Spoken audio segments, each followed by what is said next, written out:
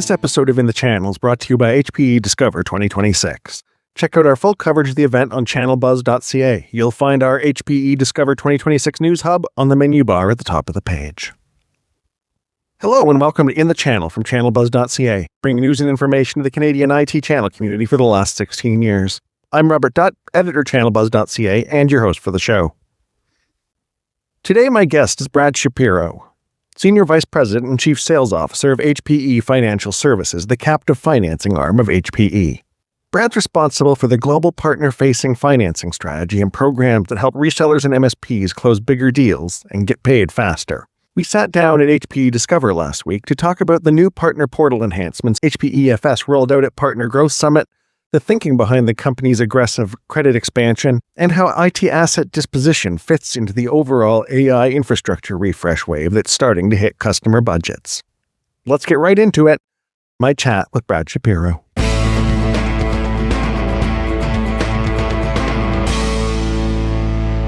Brad, thanks for taking the time. I appreciate it. Sure. Glad to be here, Rob. You guys rolled out some meaningful enhancements to the HPEFS partner side on Monday. Payment structures, promotional pricing, competitive pricing tiered to, the partner's relationship level. Yeah. And Canada's on the first wave of that for July 1. I understand a bunch of Canadian partners are having a party for that. For a Canadian reseller or MSP who wasn't here this week, what does it actually change in kind of how they can put a deal together for their customers? Yeah, sure. So as you said, lots of exciting announcements here for Discover. And I think first and foremost, what HPEFS has put together is really focused on helping the HPE partners sell more in a couple key areas. So we've all seen, with commodity prices going up and the price increases around products, we've got some really interesting offers that have gained a lot of traction in the market. The 99 Advantage is one of the key ones. And that offering partners can offer to their customers is 90 days of no payments, 9 months at 1% of the original equipment cost, and then it goes to level payments after. So while we can't address that the product prices are increasing, what we are doing is providing help for customers who didn't plan for this in the budget cycle, right? CFOs didn't say, oh, here's more money because prices are going up. So it allows the end user customer to kind of plan for this into the next budget cycle and beyond so they can get the compute power they need. So that's a key one. The other area, when we look at the networking space, right, we're very excited about, Aruba and Juniper coming together in the new HPE networking, and they've got some tremendous offerings out there. But to really help them and help customers avoid kind of a double payment, like we want to go take market share, we want to be aggressive. So the first offer is 0% financing on the networking software, whether that's Mist or Aruba Central. Then we have on the hardware side, 10% better than cash as a financing offer. So that's a really cool offer. And then we've added a really aggressive focus on IT asset disposition. So we want to go in, help customers by monetizing the competitors' assets, taking those out, and then putting HPE networking assets in. So when you combine those three offers, 0% on software, 10% better than cash on hardware, and a competitive takeout on the competitors' products, we think we're really helping partners go and address and partner up with HPE networking and be aggressive in the market to help HPE take share. Going back to the 90/9 program, Sure. That's what areas is that covering? That covers all products. All right. So it's really a financial structure that can address the whole portfolio. And again, it's a very attractive offer. We've seen it compared to any other financing offers we put out there. We've seen the pipeline ramp tremendously. It's really addressing a need that's out there in the marketplace. Before getting into the details of some other programs, you touched on the supply chain situation that is on every partner's mind right now. I'm curious, over the last 5 months or so that this has been such a big factor, what have you been hearing from partners in terms of what they're asking for you, where they're looking for help? beyond obviously some clarity and whatever break they can get. Yeah, and I think I'll talk from a financial services perspective. It's really about how can we help the partner address some of the customer concerns, and one of the big ones is budgeting. Right? Hey, I have to do. It's always been the case that there's more to do than you have budget for. This just kind of puts another wrinkle in it that is unprecedented. I've been doing this quite a long time. I've really not seen the market dynamic as we have it today, but that's where financial engineering and financial structuring comes into play. Also, a lot of customers, while the new prices have gone up, when customers are retiring assets, what many don't realize is the used equipment that's coming off. The used equipment market has also increased in value. So we're able to give customers a lot more money for their used gear than they're used to. So that's been helping offset some of the increases on the new product side. So it's kind of the equivalent of the car market in the early COVID days. Absolutely. Same type of scenario. Yeah. The announcement around 150% increase on approved credit capacity. That's a pretty striking number. Is that part of the response to that? What's kind of driving you guys to go aggressively there right now? Yeah. A response to that uncertainty, a response to tariffs, a response to all the things we see going on. Yeah. So it's a response to a few things. Yes, the price increases, and for a while, pricing was the component pricing was so uncertain that there was a shorter validity period for quoting. So the idea of increasing the credit line created enough room so that our partners didn't have to keep going through the cycle, right? What we were hearing feedback is, hey, we would go get a request from HPFS, we get it approved, and then if pricing went up, then we had to go through that process again. So we wanted to give plenty of headroom and be aggressive to allow partners to quickly get their deals done and not have to go through a process twice. So it was ease of doing business, speed, and really helping them close their deals. Not a peculiar problem for HPE and HPEFS either. That's something that we're hearing across the industry as a major partner issue. The idea of customer sales cycles and quote validity not matching up in any real way. Yeah, absolutely. So we're trying to do our part to help partners get deals done. And, the good news is HPE on the BU side, on the compute side, announced a longer price validity. So I know that they announced that here at Discover, and there was really good feedback at the Partner Growth Summit. So I think overall, HPE, we're all trying to address and help partners get their deals done with customers.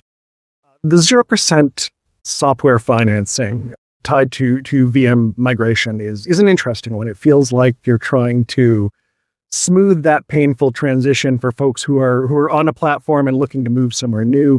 Is that the right way to thinking about it, or what else are you applying to that model? Yeah, so I think just in general, we're trying to provide customers a way to engage and look at our cloud ops suite, Morpheus and Zerto and Ops Ramp and the whole suite, and really focus on how can we make it easy for the customer to say, yeah, let me try this. So at the end of the day, it doesn't have to be something where they're coming in and wiping out one versus the other. The cost differential is so great, and we believe that if they can just lower the number of licenses on VMware, we can help them reduce costs. So they may look to put in our cloud ops software in certain places, reduce those VM licenses. 0% financing makes it an easier decision. Hey, I can pay over time, and it's the same as paying cash, no interest. Just another option for customers who may not have it in this year's budget. A tried and true tactic. Is it something that you're kind of ramping up though in competitive areas? Yeah. So what's new from HPFS, I would say this year versus maybe the past, 5-7 years is a renewed focus on leveraging our financing capabilities to help partners sell more with HPE. We didn't really have in the last 5 or 7 years a lot of financing promotions. We've integrated with the BUs. We've listened to the partners, right? They want to see us come out with integrated offers that help drive more sales. And so we've been working closely with the BUs. We've been developing these offers over the past year. It started a little bit at Last Discover, but we're really hitting our stride now as an organization. And I think the partners are really going to benefit from that. PGS also saw the debut of sustainability competencies for partners through HPEFS and through Partner Ready Vantage in combination there. Yeah. What does earning that competency, mean in practice? What does a partner get, and why should they be pursuing it? Yeah. So from our perspective, when we think about sustainability, we think it's a really important aspect of the overall business. We have a responsibility. And so from a partner perspective, by getting that accreditation, there's incentives that they can get under the Partner Ready Vantage program. And from an HPFS perspective, we created circular economy reports to help support partners and customers. And we're proud that we've issued our 2000th report to customers, and that keeps growing. So as sustainability continues to be an important part of this, I think partners have a role to play in helping their customers, but also can earn more from HPE.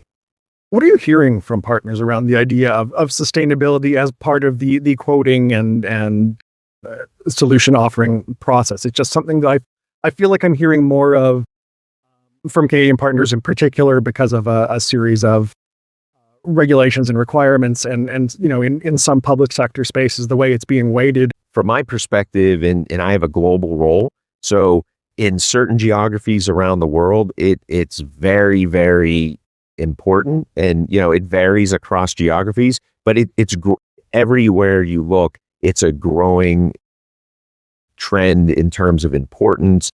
As you mentioned, in terms of government responses, we're seeing more governments putting requirements in there. So my feeling is addressing sustainability is quickly becoming a must-have if you're going to offer solutions. And so we're right there with our partners in terms of helping them do that.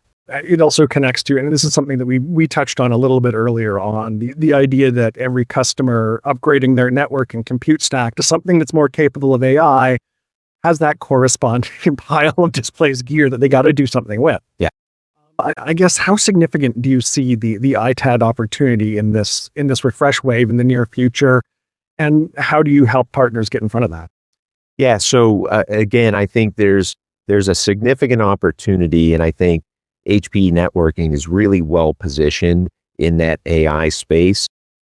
So from our perspective, in looking at the products that we can displace readily, there's a pretty large install base. Some of our competitors, have many customers out there. So the idea of putting those assets back into reuse somewhere is very real. So we think we can do well to help that customer monetize the asset.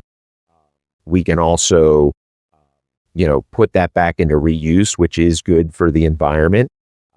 And at the same time, help customers really modernize their network, because that's really a solid foundation you need. When you think about AI, everybody thinks about the compute side and GPUs, but the network is so critical to having that solid AI foundation. And we believe, HPE networking is the right choice. Across the board in your purview, is there a Canadian dimension here worth calling out? We're hearing a lot more about data sovereignty, driving decisions, and that kind of thing about where workloads live. But does that also extend to how customers think about decommissioned hardware and where it goes? Yeah, look, I think from a decommissioned hardware perspective, we are very careful about chain of custody and where that ends up. And I think that's one thing that differentiates HPE when we're thinking about decommissioning versus many others out there. We're a large brand. It's really important to us to decommission in the right way following all the regulations that are out there. So if you're a Canadian partner or a Canadian customer, knowing that, the HPE brand, like we are as focused on doing those things in the right way, and following the rules and regulations, our brand reputation's at stake. And we put a lot of thought and resource, time and energy into that. What's the single biggest piece of feedback or most common piece of feedback you've been getting from partners here at Discover this week? What are they talking to you about? What are they curious about in terms of what you guys can bring to bear for their customers? Yeah. So I think there's been a lot of positive feedback on the offerings that we've come out. As I mentioned before, we're showing up differently now. We're showing up coordinated with the different business units across HPE with these offers. That's helpful. The other thing we're focused on is really about the partner experience. So it's not just having the right offers, it's making them easy to access, right? Operationally making it a smooth process. We want to be fast. We want to be predictable. When we put lines of credit in place, we commit to funding. We want to fund our partners fast. So my whole team doesn't get quota retirement in sales until the partner gets paid. So it's really important that we align our metrics and the way we're measuring ourselves with what's going to delight the partner and create a better experience for them. Has there been a notable increase in terms of acceleration there on partners getting paid? Yeah, I would say it's long been a focus for ours, but we're really emphasizing it in coming out and being very deliberate about what we want to do in terms of turnaround times. We call it our partner pledge, but the idea is, we want partners to know that we can be a reliable source of funding, that not only does financing help them close the deal, make the deals bigger, but then they can get paid faster as well. And that really helps their metrics because, most partners, most businesses are looking at cash flow and free cash flow and all those kind of metrics. And financing with HPFS really helps. The other thing it does is when you think about a partner's capacity to do business, if they're financing through HPFS, it's HPFS's credit line that's being used, creating more availability for the partner to sell other solutions. So it doesn't go against their credit limits. Not to get all what have you done for me lately with you, but what can partners expect from your business over kind of the balance of 2026, as much as anyone has visibility into the near future, the current date? Yeah, sure. I think, what partners are going to see is, again, we talked about the offerings, us showing up with very competitive offerings, us showing up looking to help partners win.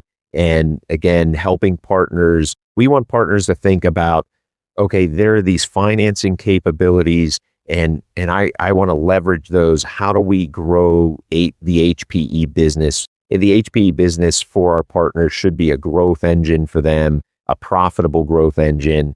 And HPFS is really here to help facilitate that. One thing I hear from folks in similar seats to you all the time is the idea that they feel their capabilities are underused or understood by partners. Sure. Generally speaking, obviously there are some exceptions to any rule, and that one included. Yeah. Does that kind of map with how you feel? And what's the one tool, offering, program that you offer that you think more partners would benefit from getting to know and adding to their toolkit? Yeah, sure.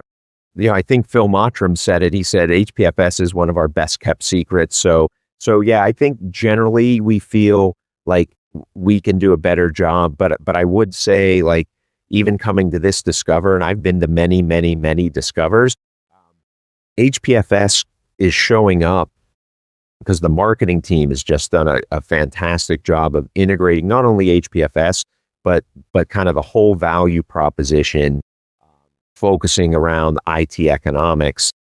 And I think that's been a pivotal message here at Discover. From a partner perspective, again, I go back to all of those special financing offers that you just can't get generally in the marketplace. 0% on cloud ops software, 0% financing on Mist and Aruba Central. We've got a very competitive financing offer on storage.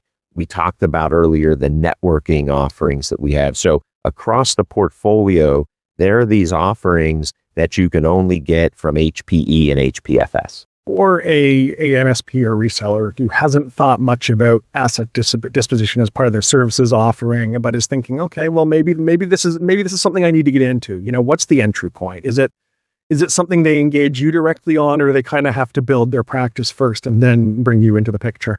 Well, I think they can engage us if there's an opportunity. The way I think about it is most customers are focused on, what am I going to get that's new? I need new technology for a project. A lot of customers don't have the wherewithal or focus on the disposition side. We think many customers end up giving their product away. Maybe somebody takes and goes, oh, I'll take care of it for you free of charge. And the customer thinks, oh, this is great. But there's money in those assets, particularly now with the memory shortage. Anything with memory is going to have value. So, from a partner, that you don't need to be an expert, just, understand what the customer has in their environment, what they might be getting rid of. And it's really just contacting HPFS, and we'll do the assessment of whether there's market value or not for the part. That's kind of where I wanted to go. Anything you want to throw out there in summation or in closing? No, I really appreciate you having me. And it was great to get an opportunity to showcase what HPFS is bringing to the table. I'm really excited and proud of what we're doing and the role we can play in helping the partners grow with HPE. That's what being a captive financing company is all about. So looking forward to winning and growing with the partners in Canada. All right. Thank you for taking the time. Thank you.